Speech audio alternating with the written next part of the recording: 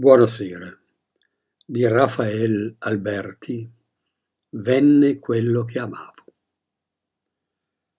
Venne quello che amavo, quello che invocavo. Non quello che spazza cieli senza difese, astri senza capanne, lune senza patria, nevi di quelle cadute da una mano, un nome, un sogno, una fronte. Non quello che ai suoi capelli legò la morte, ma quello che amavo, senza graffiare i venti, senza ferire foglie o agitare cristalli.